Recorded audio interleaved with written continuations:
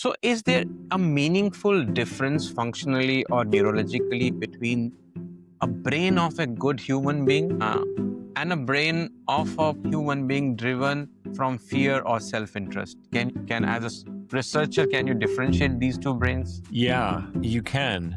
And the distinction is very clear if you look at this from a leadership perspective, which brain you would want. Fear and strong emotions like anxiety, kind of related emotions to fear, literally contract awareness. You simply cannot see as wide a perspective and take in as much information as when you have a mind that is not contracted by fear. Essentially, what's going on is we have a network in the brain that is called the default mode network. It's the network of thought. Well, what happens in most people is the mind just starts thinking. You're thinking about yourself. You're thinking about your own life. You're either projecting into the future and imagining something that might happen, or you're thinking about the past and something that did happen. And for most people, that thinking tends to be negative because strong emotional experiences tend to get embedded in our memory more easily, and they become more enduring than emotions or experiences that have less emotional charge. It's like a little inner commentary that's just running all the time. Alongside that is the brain's emotional centers, like the amygdala. It's also the emotional center of fear and anxiety. So what happens is this network is directly connected to the emotional centers, and then we have the anxious feeling in our body. We are no longer taking in information from the world around us. And instead, what's going on is all of our inner resources in our brain are devoted to this inner commentary in the emotions. It's like a little loop in our own mind. So what brain would you want to have? That contracted brain where your thoughts and emotions are just in this little loop. Or you can loosen things up, which is exactly what you do when you practice mindfulness. And you can notice all of that, but you can widen the aperture. You can uncontract the mind and just start taking in all the information that we need to make good decisions in life and to stay more balanced and more grounded. You're going to feel better. You're going to be more effective at whatever you're doing, whether it's a relationship or work or just going about your day. If you're running an organization or you're a leader in an organization, this is a vitally important skill. If you can't do that, you are going to make bad decisions. You're going to be less productive. You're going to be less focused. Your relationships will be much less effective. Across the board, you are going to function much less effectively than you would if you can train your mind and rewire your brain to be more open and to see more clearly in these situations. There's just no comparison. The world we see today is very different. The world has never had more technology, more information, more power. Yet leaders everywhere are struggling with burnout, polarization, loss of trust. Ancient traditions tell us that the real battlefield is not outside, but within the human mind. Modern neuroscience now tells us the same with data. So the question for the future is no longer just how smart our leaders would be, but how aware, compassionate, and wise they can become. Welcome to the Leaders of the Future, where we explore the inner technologies that shape leadership, clarity, resilience, ethical courage, and true human potential. Because today, leaders are navigating burnout, uncertainty, polarization, disruption, geopolitical tension, yet they rely on survival, not complexity. So the real question is, how do we evolve the mind that leads the world from here onward?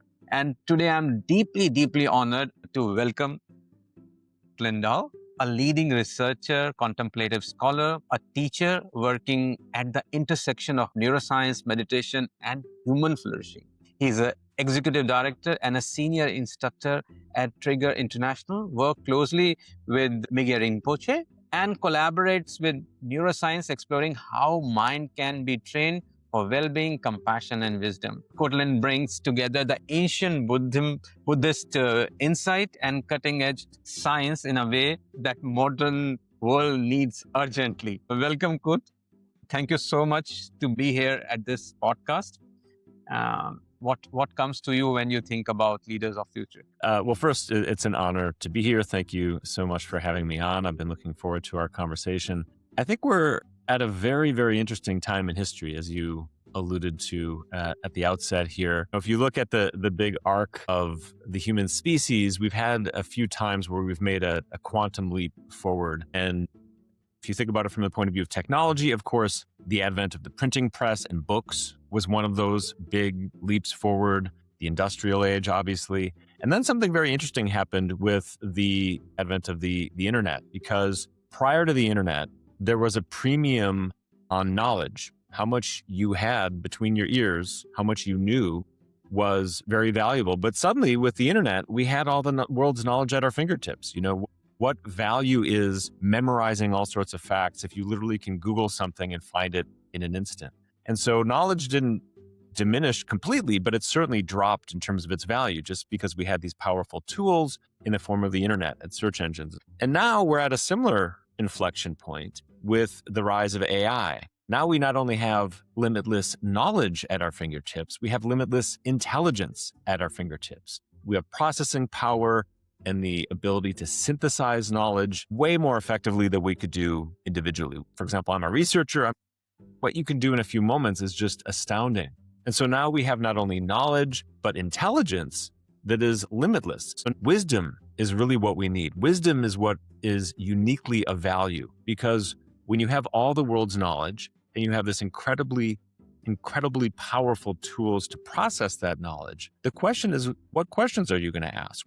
How do you know how to use those tools for good rather than doing harm? Ways that support our well-being rather than undermine our well-being. And this, I think, is the huge challenge as a species we face, because we're also living in a world that we've created unconsciously that oftentimes undermines wisdom rather than supporting wisdom. So I think the leaders of the future are going to be desperately in need of wisdom, and the ancient technologies that teach us how to cultivate wisdom are really going to be one of the most valuable things we actually have as a species going forward in the 21st. I think that's interesting how you put the whole perspective of the cusp of knowledge and intelligence, which technology is bringing, ability of human brain to process the data. And it was earlier the lack of knowledge, then lack of information, and lack of intelligence. We have a knowledge, we have intelligence. The only thing required is the right wisdom and intent to use it for the betterment of human being rather than the destruction of human being. There's a very famous Buddhist story of Prince Siddhartha leaving the comforts of kingly palace, and not because of ambition, but seeking the answers for human suffering. Most of the kings leave the kingly palaces to win more kingdoms, get more crowns under them. But he was a different king. There was a defining moment in his life where he realized that I need to know the answers for human suffering. Was there a defining moment, perhaps in your life, maybe a crisis or quiet realization, that drew you into studying the human mind and the behavior scientifically? And what nudged you towards Buddhism and contemplative mindfulness practices? And how did this turning point transform you personally and professionally? A very rich question, since it's formed in many ways. That question gets at my entire life path or life journey. So for me, it really started when I was 19 years old. I was a college student and I was just beginning to learn who I am in the world and what I want to do with my life. And I had a lot of anxiety. I was really stressed out. And I went to the University of Minnesota, which is one of the largest research universities in the United States. And I was just kind of overwhelmed by the whole thing. I could see that the way I was living my life was not leading where I wanted it to. I just didn't feel balanced. I was just getting a little bit lost in the whole rat race of life. And it just so happened that I stumbled upon a book about meditation at that time. That anxiety and the stress I experienced led me to discover meditation. And meditation very quickly totally changed and transformed my mind. So, for example, I had a tremendous fear of public speaking. I was genuinely phobic of doing things like this. I would have been a total wreck if I had done this 30, 40 years ago. And it totally changed it. Now I speak in front of thousands of people and I literally feel zero nervousness or anxiety when it happens. So meditation changed my life. It was probably after about 6 months of practicing meditation regularly that it just felt like the world was a different place. I felt so much more at home in my own experience. I felt so much more balanced. And then it had all these side benefits too. And this gets to a lot of the key components of leadership. Like, for example, my focus and my attention dramatically changed. I was able to retain information as a student. It was like a superpower. I didn't need to study as much And I did much, much better on tests and exams. So it had all these practical benefits. I felt much more creative. I felt like I could just see things more clearly and find solutions more clearly. And so it felt like I just stumbled upon this superpower. I knew, when I was maybe 20 years old, I had this strong sense that I had discovered the thing that would define my life. And it really has. It's really studying meditation, practicing meditation, doing research on meditation, which has taken me everywhere from living in the foothills of the Himalayas and doing long retreats to now where I work at the University of Wisconsin in Madison, where we're doing some of the most cutting edge research on the science of meditation. It's really kind of led me on this remarkable journey. Modern science and neuroscience now have mapped 86 billion neurons in our head. It has mapped a network of milliseconds. Yet, the modern science I talk about struggle to explain the meaning, the love, the purpose, the consciousness, despite mapping these all various things. You've been working both aspects. You're looking at the science, you're looking at the research, and you're also looking at humans, and you're also looking at the monks. What aspect of human mind does science understand well today, which may be not known to humans earlier? And one point you think still remain a mystery even for science today. So the scientific research in this area is still very, very, very early. I was listening to one colleague who is a leading researcher at Harvard, a neuroscientist, and was saying if you imagine the understanding of the human brain, how it operates, and all the intricacies of our minds, and you imagine that it's a marathon, and you ask us how far have we gone in that race? How much progress have we made? He said, what the reality is it's like we've just begun to lift our foot to take the first step on that marathon, which is to say, we know almost nothing. As you said, the brain has, by some estimate, 80 billion. Some estimates are more than 100 billion neurons in the brain. Each of these neurons can have thousands, even tens of thousands of connections. So the complexity of the brain is staggering. I mean, it's like the complexity of the cosmos with the stars and all the solar systems and whatnot. I mean, it's just incredibly complex. And our understanding is still very much in its infancy. So when you ask, well, what do we know that maybe we didn't know before? What is science doing? What is it adding to all of the sophisticated knowledge? And it is very sophisticated knowledge that we have in the world's meditative systems. I would say there's a few things that we do have the beginning of an understanding and some new knowledge that is different than what happened before. Certainly, we have some knowledge of the biology of well-being and flourishing and some of the things that we refer to in these meditative traditions. We have the beginning of some understanding of what's going on in the brain, what's going on in the nervous system, what are the mechanisms in our biology that allow for these changes to happen and to take place. And so I think there's a lot of understanding in terms of the how of things, of just the interaction with the mind and body. But again, even that is still at its infancy. We still have a very long way to go. The other area where I think science can be especially useful, especially now with artificial intelligence and machine learning, is better understanding what works for who under what circumstances. In other words, personalization. So in the past, the way this happened is you had an enlightened guru. You'd go in the Himalayas and you'd ideally be sitting with somebody who had some degree of awakening, and they could see your mind and give you very personalized instructions. Well, that's great if you can go to the Himalayas and study with an enlightened guru one-on-one. But I'm sitting in Madison, Wisconsin. There's not a lot of enlightened gurus on my block here in Madison. Maybe where you are in India there is. So the question is, well, then how can we find something that is more personalized and that meets us where we are, given that meditation, mindfulness, these practices now are being practiced by hundreds of millions of people all over the world. So this is where I think technology and research can come in. And it's really, for example, to see how we can use brain stimulation, like very, very cutting edge tech that allows us to stimulate different parts of the brain and pair that with these training tools like the Healthy Minds app and doing ancient meditation practices. And I think we're going to learn things from that will be quite mind-blowing in terms of the effects and hopefully the benefit that people will have through. There was part of the question you asked, which is kind of the big mystery, like what do we not know? The simple thing I would say to that is really what in science and philosophy is called the hard problem, which is just the relationship between the mind and consciousness on the one hand, and the physical matter of the brain and our biology and the nervous system on the other. And we are no closer to solving that problem than we were at the very beginning of empirical research. Nobody, I think, has a convincing theory. Certainly, there is no real hard data showing that, for example, the brain produces consciousness. That's basically the dogma of modern science, that it's the brain, the physical brain is the fundamental thing, and consciousness is somehow created by that. But nobody's been able to explain how that happens, much less to show evidence for that in the sense of empirical research. And so I think we need a lot of humility about whether or not that's even true. I don't think we can say that we know that it is.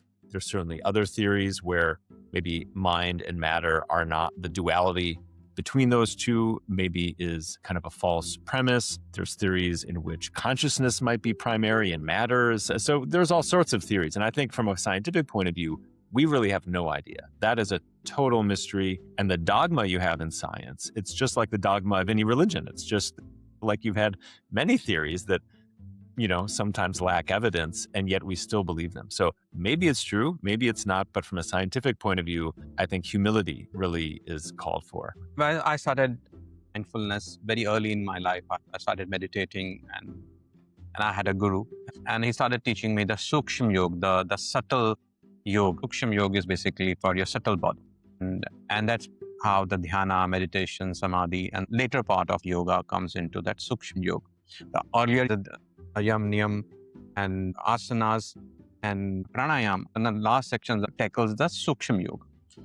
And I found the knowledge of the past, which comes from the old scriptures, are far deep. Without those high precision equipments or fMRI, they were able to see far deeply subtle parts of human brain, and the human behavior was far well defined, that how it functions. And now with the modern technology, we're still struggling. We still see the molecular aspect of it, but still the deep knowledge about consciousness, where the compassion comes, where the human behaviors can be altered in some manner for a betterment. A thought which comes to me after this, when you replied, millions of years of evolution wired humans for survival. That's our innate response, that is like a fight or flight. We want survival of first ourselves and then survival of our family. But strangely, human routinely risk their life for strangers also, which is sometimes unexplainable. If brain is evolved for survival, where do you see the kindness, compassion, altruism come from? And how it become a part of human behavior and why it is essential?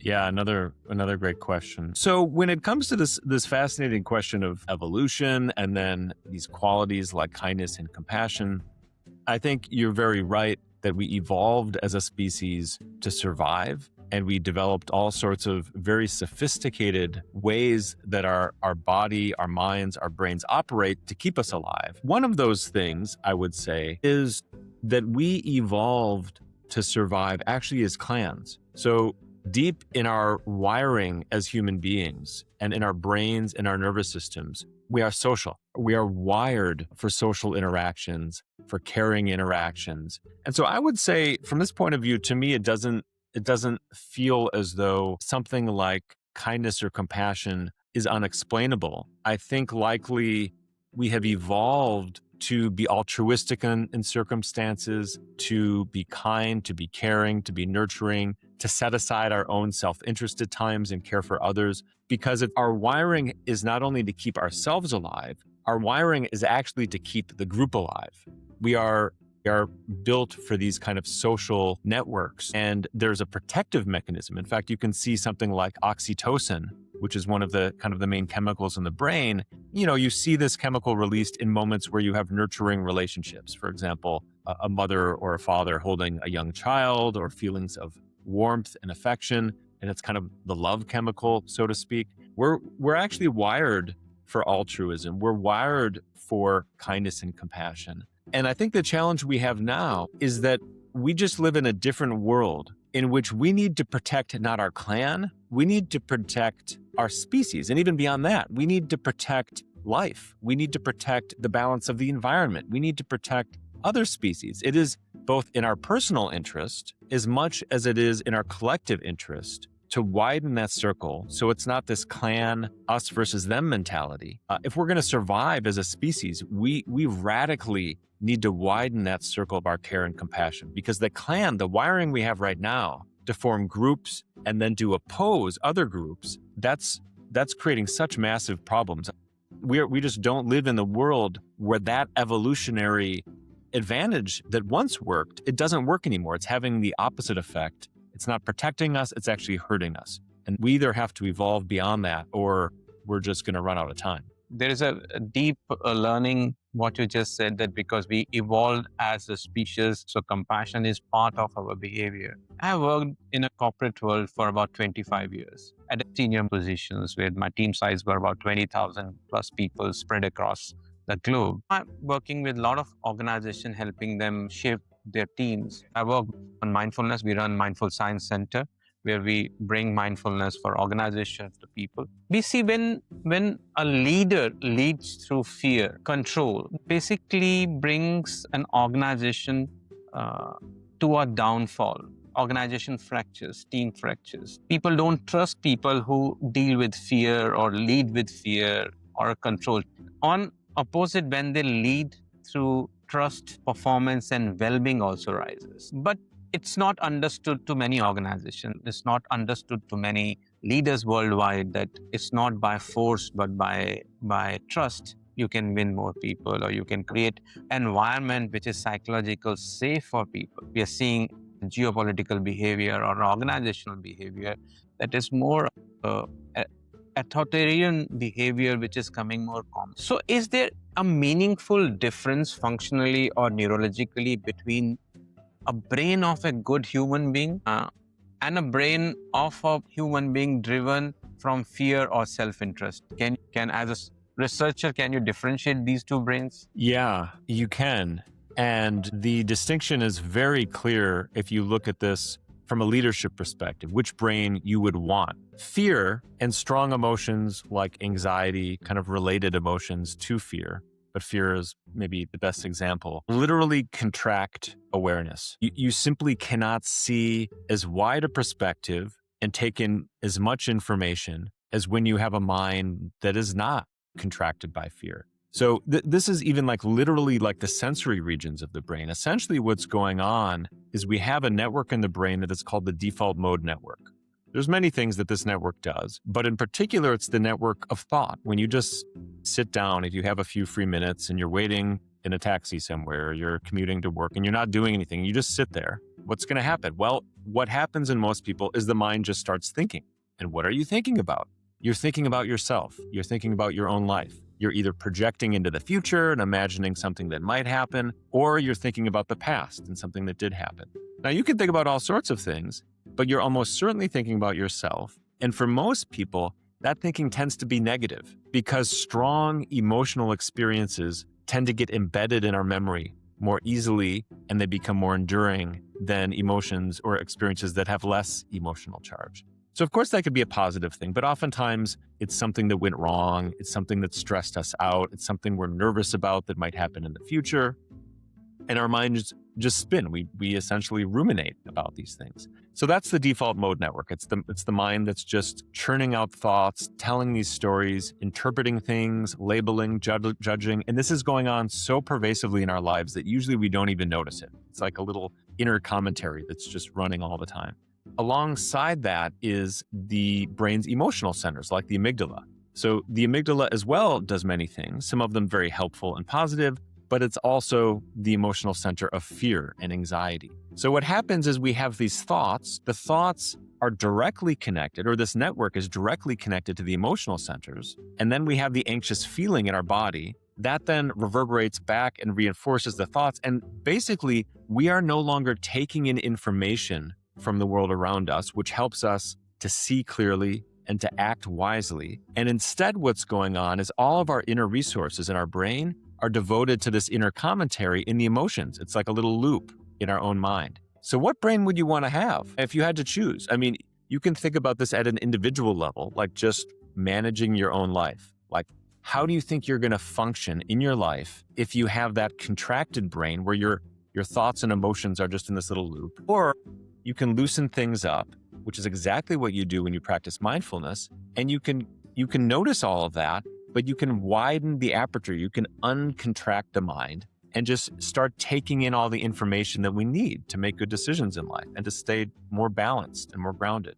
Of course, you're going to feel better. You're going to be more effective at whatever you're doing, whether it's a relationship or work or just going about your day. Obviously, it's just kind of obvious that, like, if you had to choose, why would you choose the contracted brain? Like, nothing good happens when you're afraid and contracted, right? That contraction and the fear response is really good when you are actually under physical threat. If you step on a street and a bus is coming at you, boom, you want to get out of there. Like, you want to have that strong emotional response. You want your nervous system primed to react. That's the fight or flight response. Fight, flight, or freeze. But for most of our day, say you're at work and somebody says something unkind, or you've got something that's going to happen in a few weeks and you're really nervous about it. What good is it to fight in that situation? What good is it to freeze in that situation? It's simple. It doesn't help. They're like, that did not help anybody in the history of humanity. So basically, it's pretty obvious from a neuroscientific point of view. If you want to be a good leader, forget about the organizational side of things. Just to manage your life, of course, you want that brain that is more balanced and that is more open and contracted. If you're running an organization or you're a leader in an organization, this is a vitally important skill. If you can't do that, you are going to make bad decisions. You are going to be less productive. You are going to be less focused. Your relationships will be much less effective. Across the board, you are going to function much less effectively than you would if you can train your mind and rewire your brain to be more open and to see more clearly in these situations. There's just no comparison even. The way you explain it, you made it so easy that this is this brain and this is this brain. And it's completely common sense that you will not choose this brain filled with fear, anxiety, self-interest. Rather than you choose a brain which is working on task positive network rather than default mode network. And you cultivate those synaptic connections or neurocortex pathways, which helps you to take more better decision, clear thought process rather than having a tunnel vision and narrowing perspective. But this common sense is known to people, but still we choose to that brain rather than go for this brain, which is healthy. We have amazingly intelligent leaders in past. We still have amazingly intelligent leaders today. Yet you see the rising conflict, both organizationally, geopolitically. We see burnout, we see inequalities, we see the people differentiating on basis of caste, creed, color, region, religion. We are more oriented towards getting job done from someone. So the question comes to my mind, if that is so simple, why do intelligent people have performance dominance in their behavior? While goodness, wisdom, compassion is rarely discussed in organizations. It's discussed as a checkbox, but when we come to performance, we still have the dominant leadership qualities. Why do you think we are still hooked to that rather than moving towards a brain which you explained, which is better for us? Yeah, there's lots of reasons for this. And I would say you can certainly look around historically and you can see examples of leaders who were effective in some sense. Maybe from a business point of view, maybe they built huge companies. From a political point of view or other point of view, they had a huge impact on the world. And there's examples of people who were tyrants, who were not nice people, who were not caring, and maybe they did build effective businesses or successful businesses. So there's examples out there. You certainly can find many of the opposite, of people who were deeply caring and had a strong kind of moral compass. So you can find examples on both sides. So it's not as simple as saying, like, you can only be successful if you do this versus this. But as to the question of what kind of leader would you want to be, there's now, I would say, pretty overwhelming research to show things like emotional intelligence are better predictors of success in one's career than the kinds of things that you're alluding to, where it's by control and by just fear and driving. But I think the research shows pretty clearly and definitively that it's more effective. If you want to set yourself up for success, even if it's just your own personal success, Being nice versus being a jerk is better, right? Trusting people versus driving them out of fear is more effective. Like there's clear data on that. And I would say even some of the examples we might think of, like for example, I know people who work directly for Steve Jobs. And one of the things he's known for is kind of being a tyrant. Like he drove people very hard. Clearly, there were things about the work environment that were quite toxic by all accounts. But I've actually spoken to people who work closely with him, who work directly with him, and they talk about him as though he's a god. And it's sort of interesting when you talk about people who were there with him. It's true that there were some things that probably drove them crazy and they were working insane hours. But he was a visionary and he had this sense of purpose that was infectious. And you could see that what people remember about him and what kept people with him wasn't just the fact that they were probably going to make a lot of money, which they probably did, but it's because he had this dream and he could, and a sense of purpose is one of the most nourishing things and most powerful things when it comes to our individual and our collective well-being and our ability to flourish and our mental health. So he had that like a superpower. And that thing was so strong that you could see that it just brought people to life and in some sense motivated people. And I don't think it was just fear. It was this dream. It was his ability to dream, to envision things, and to will them into reality. He could do that like nobody else. So when it comes to why do we have these old habits? Why do we still fall prey to fear and these old, I would say, very outdated ways of operating and leading in the world? Well, I think a lot of it, honestly, is just habit. A lot of times these are things that go back to our childhood and things we've learned that are like a protective mechanism that we learned in our family relationships, in our early work experiences, in our education. And they're just really, in many ways, they're protective mechanisms. Protective mechanism that no longer works. It's something we developed at one point. It was the best we could do to keep ourselves safe and to keep ourselves balanced, maybe as a kid, maybe as a teenager, maybe in our early adulthood. And it's almost like you imagine like you have a big bodyguard, a big, strong bodyguard who's with you. But now they're showing up when you don't need a bodyguard. You're lying in bed at night. You don't need that bodyguard sitting there filling your mind with thoughts about how scary the world is. You need to go to sleep, right? The bodyguard follows us all around and is trying to protect us. So oftentimes, these are very deep instincts, in part biological, in part from our upbringing and our training. And they're just kind of outdated, but yet out of habit because they're wired into our system. We still act them out. And there's a whole topic called memory reconsolidation that's quite fascinating.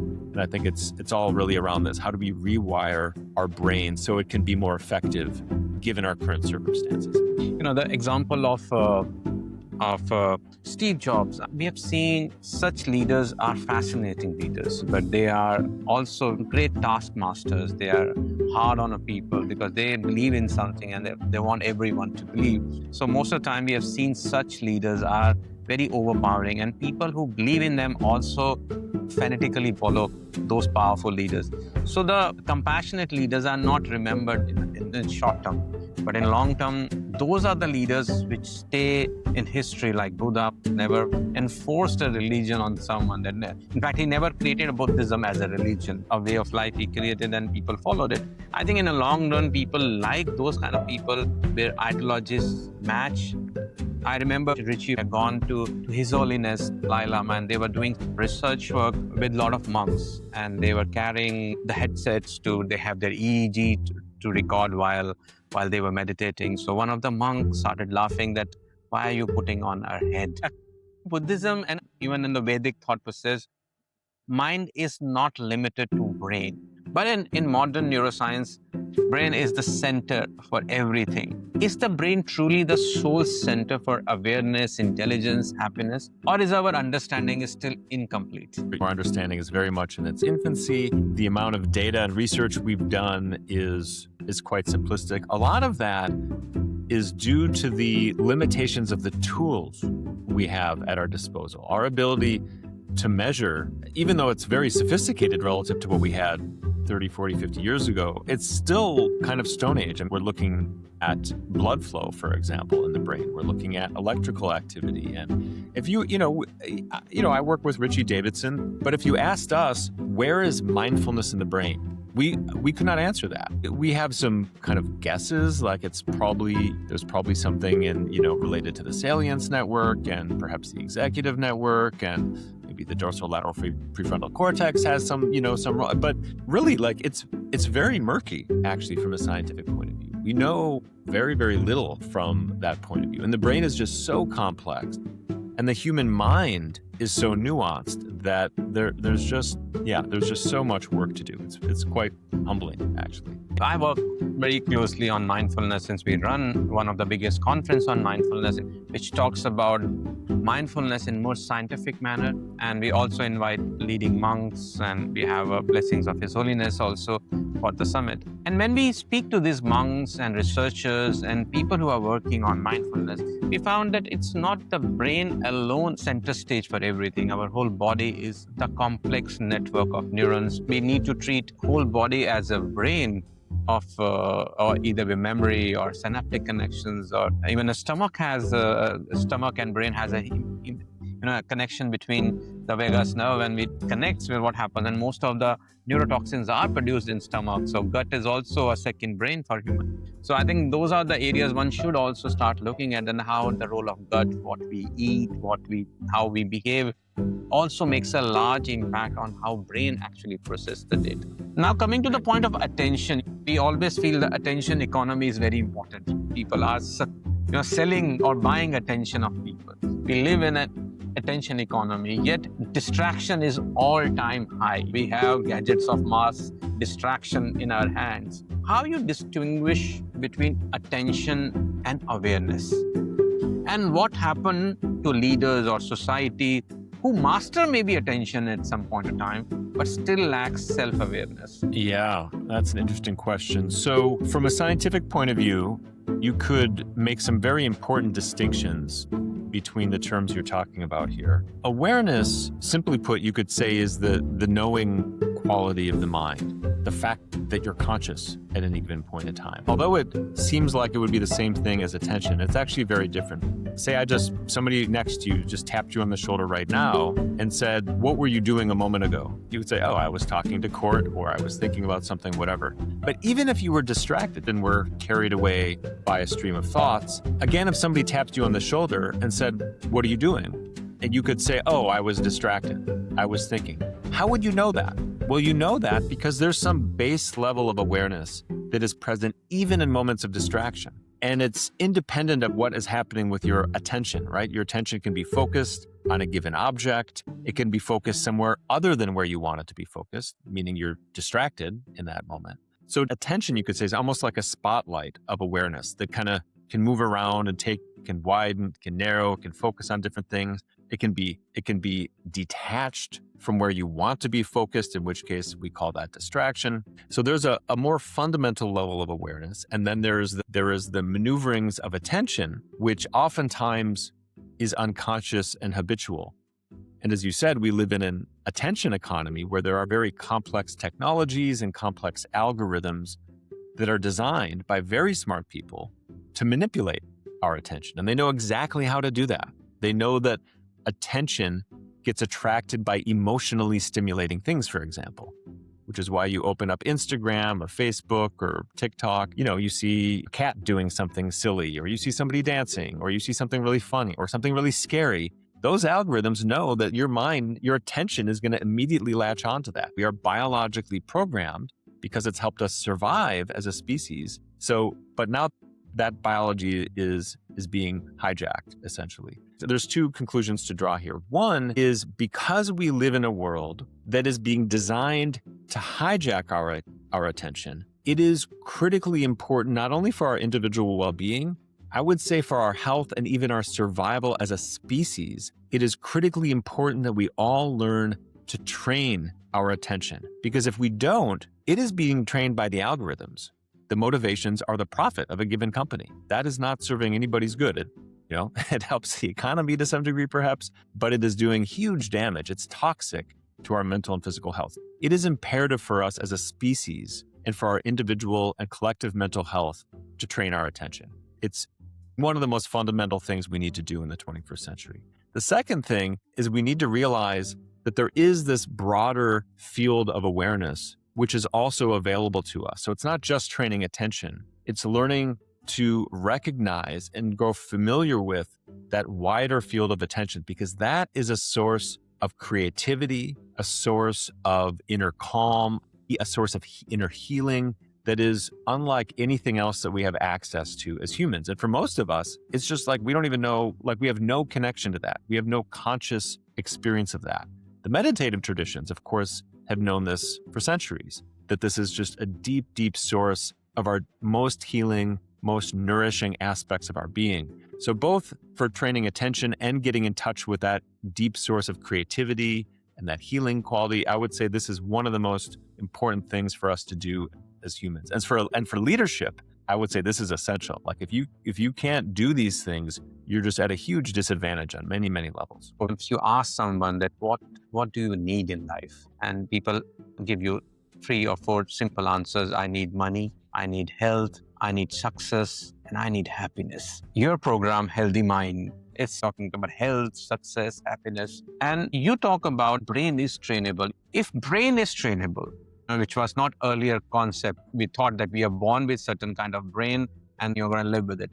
But now your research shows the brain is trainable. Means regardless of age, past experiences, you can still become healthier, happier, and more successful, and I think more kinder. If this is so true, can you give what people need to do? Why does it work? And how can they start in a simple, practical way? Well, the first thing to say is that it's much easier than people think. We have done now a series of very rigorous scientific studies with thousands and thousands of people that show that even as little as 4 or 5 minutes a day have very dramatic benefits. And actually, those benefits show up in a week. You start to see decreases in stress, decreases in anxiety and depression, increases in things like attention, increases in our feelings of connectedness to other people, increases in our overall well-being. So you find these just amazing benefits that show up very early with very modest amounts of practice, and then those are sustained. So I would say that the brain is changing all the time. For example, if right now, if anybody who's listening to this, you just take a breath and feel the air moving in and out of your body. Just do that. Just feel the air. You just changed your brain. 2 really important things happened. One is by taking a deeper breath, it alters your nervous system. It has a natural calming effect on the nervous system. So you'll just feel a little calmer, a little more relaxed. That's great. But more importantly, what you did is you just activated your brain's executive network.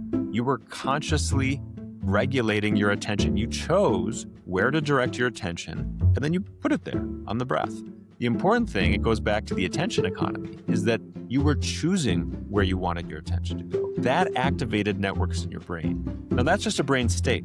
It's a fleeting brain state. So now you're not paying attention to your breath anymore, and that configuration of your mind and your brain has changed.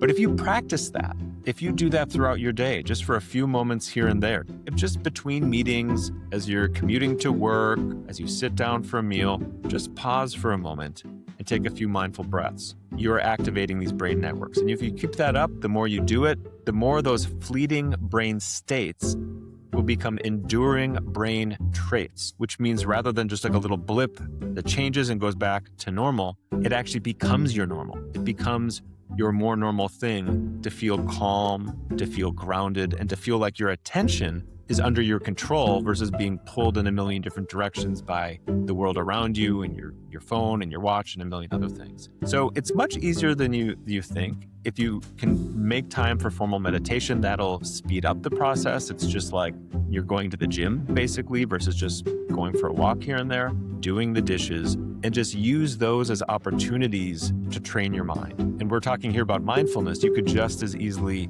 make that a way to train appreciation. Just notice positive things every time you interact with people, for example. So it's really just short moments, and scattering those moments out throughout your day, that slowly is going to rewire your brain to be flourish and to thrive versus to be overwhelmed and stressed out. In fact, it's one simple breath can actually change the way you think. I felt it.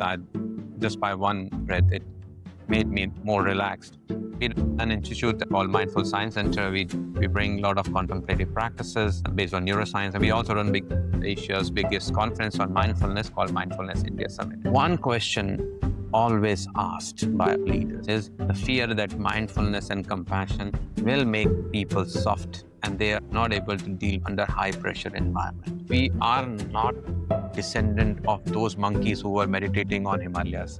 We are descendants of those anxiety monkeys who are running in savannah and looking around anxiously for those snakes or saber-toothed tigers. And that's how they survived. And the guys who were chilling around were eaten up by those animals. And so if we are not stressed, we are not performing. What do you think? Can mindfulness become a counterproductive if misunderstood? There's no question that a mind that is compassionate, that a mind that is able to be present and aware and focused versus distracted, that's a stronger mind. You're more resilient, you're more creative, you're more engaged with other people. On no level is that a mind that is going to perform less than a mind that is the opposite. Imagine you suddenly find yourself in a financial crisis in the organization. We're in battle. This is existential, difficult situation. And then just ask yourself, okay, what are the qualities that you would want, either yourself or your team or the organization, that are going to help you navigate that? So mindfulness is one of those. Do you want people who are able to work with their mind in such a way that they can be focused when they need to be, they can be just present and aware when they need to be? Or do you want people who are just endlessly getting distracted and hijacked by their emotions? Why would being distracted and not being able to stay present in a difficult situation, why would that ever be better? Well, there's a simple answer. It is very clearly more challenging. And anybody who's meditated knows this. When you're in a stressful situation, if you're able to bring your mindfulness practice to bear, you just know you navigate it much more effectively than if you don't. I'm a meditator, you're a meditator. I have times where I'm not able to bring my practice. Am I better in those situations? No, not even close, right? Like I'm like, whoa, okay, I got to practice more. I reverted back to old habits. Same thing with compassion. Imagine you're there with your team and you're in a stressful situation. Do you want somebody who is kind and caring and really feels the collective well-being and wants the best for everybody? Or do you want people who are selfish and self-centered in that environment? Who would answer you want the selfish person on the team? Who wants an organization filled with selfish people? Who would say that is going to help the organization? Forget about the individual. Who would ever say that organization is going to function better in a crisis situation with a bunch of selfish jerks? Nobody would say that because it is so obviously not true. So these are things that not only help our mental health, and I think this is one of the challenges that actually we're trying to come at from a scientific point of view, is that there's this feeling in the corporate world often that things like mindfulness and these meditation is kind of like this, it's like an HR thing. We can do this little thing to make people happy. The data we're seeing now is that these are the very things that are actually going to drive the most important business outcomes. The financial outcomes, productivity, creativity, organizational resilience, the money. If you just care about productivity, these are the most effective things you can do to drive those changes. And we now actually have good data in educational settings, in healthcare settings, showing exactly this drives the organizational outcomes that people really care about. So it's understandable why people think that, but it is a very easy argument to dismantle because it's just so obviously superior when people are in touch with the very best of themselves versus when we're at our worst and when we're selfish and distracted and whatnot. It's just kind of no comparison. We'd say that, no soft leaders can become a leader unless until you are taskmaster, you are hard, you can bulldoze people, you can bulldoze countries, you are unempathetic, you're just concerned about the profitability or money or economy. You cannot run a business if you are empathetic and compassionate because it doesn't serve organization. I know that the organization is looking for profitability and bottom line, not the well-being and wellness of people. And I think the research work you are doing definitely need to be put across to the people and shown in black and white that how it impacts humans and organization. Coming to our last question, I want to ask you what excites you and what concerns you. And looking at 20, 30 years from now, what inner human qualities will define a truly powerful and a wise leader? I'm concerned about AI in the sense that there's so much uncertainty. And even the real experts on AI, I think, are the first to say that we really just don't know where this is headed. And that's a little scary. I mean, I think the reality is that we have more uncertainty now than we've ever had before. So we have this incredibly powerful technology that is amazing. I mean, I use AI all the time. I'm very excited about the positive impacts, and it's also a sobering time to be alive, just because there is real risk, and we just don't know how this is going to turn out.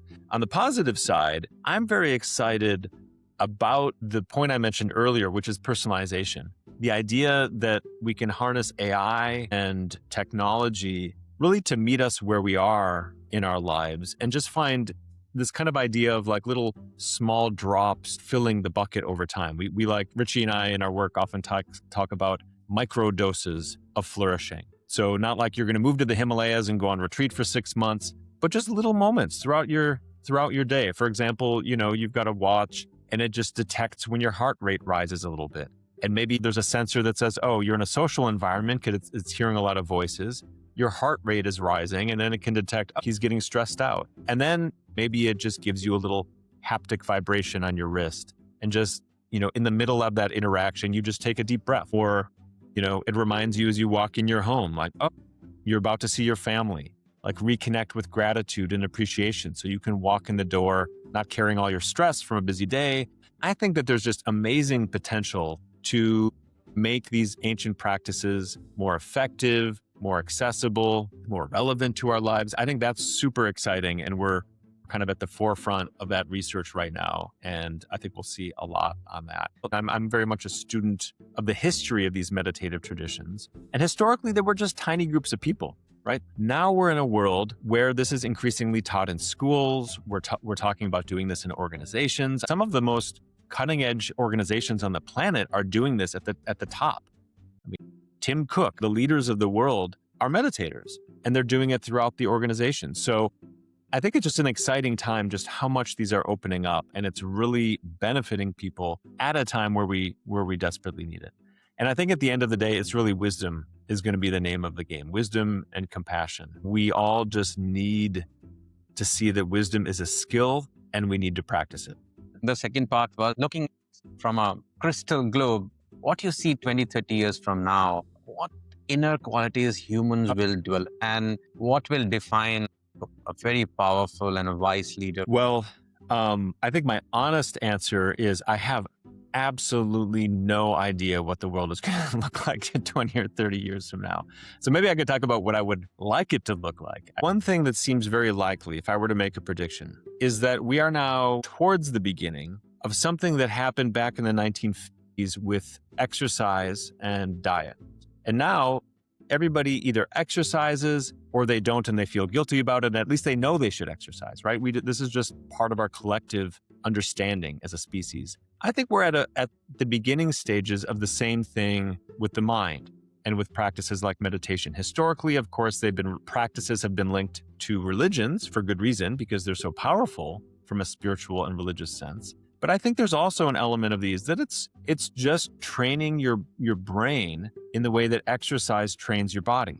And it's going to be as intuitive to learn a different set of skills, whether it's mindfulness, compassion, wisdom, that these are basically practices that train and rewire our brains, and will think about our mental and emotional immune system and the strength of our mind and emotions in the same way that now we very intuitively think about the immune system at a physical level. The science is already very convincing, and I think, 10, 20 years from now, if I had to guess, schools, hospitals, prisons, organizations, it's just going to be part of our life. And we'll have a lot more resources and support to make this part of the fabric of our lives. I would say amen. A lot of people are started to understand the value, like you said. I remember the time when we used to see the rich people used to be fat and they have a one cigar on the mouth.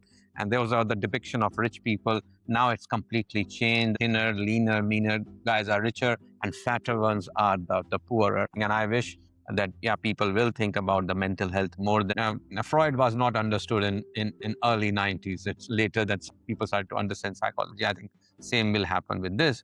If you have to recommend just one simple daily practice for the young minds, because if you train young ones now, I think those are the people from 20, 30 years will lead the world from now onwards. So I'm just saying the young minds, to help them slow down, grow wiser, and become a better leader over time.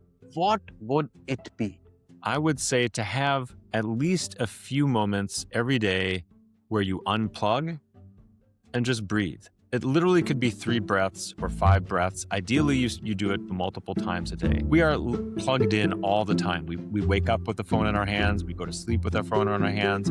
Every free moment that we're not doing something, we pull out our phone and we're consuming more information. So I would say just start making a habit, even if it's just 3 or 4 breaths. Just put the phone down. You haven't woken up yet. Before you grab your phone, just take 3 deep breaths. It'll help your nervous system. You will strengthen these brain networks and just get used to being. Our life is filled with doing. Make some space, even if it's a little space, for being. This is, I think, just one of the most vital skills in this really fast-paced world we're living in. The point here is, even for the 3 breaths, you really have to convince people. And that's the irony of the time, that even taking 3 simple breaths becomes difficult for people because we're so hooked with these gadgets. I think that's an easiest advice anybody would do or can give, and anybody can do this. So thank you so much, Coach, for giving this advice, and I hope many people will start practicing. Thank you so much for reminding us that future of leadership is not only about having better tools, but having a better mind and also a better heart. Your and Dr. Richie Davidson's work beautifully bridges the ancient wisdom and modern science, and offering a hope to the leadership that can evolve not just externally, but also internally, more compassionately and more holistically. So to all our listeners, may you remember that the most powerful leadership skill of the future may be simply awareness practiced daily. Don't wait. Start right now. Pause before whatever you do next. Take those 3 breaths and then bring that into the rest of your day. That's the key thing. Don't wait. As the old Nike slogan goes, just do it. If people are interested and found this helpful, the Healthy Minds app is totally free. Thank you so much, Coach, and thanks for being here. Yeah, thank you.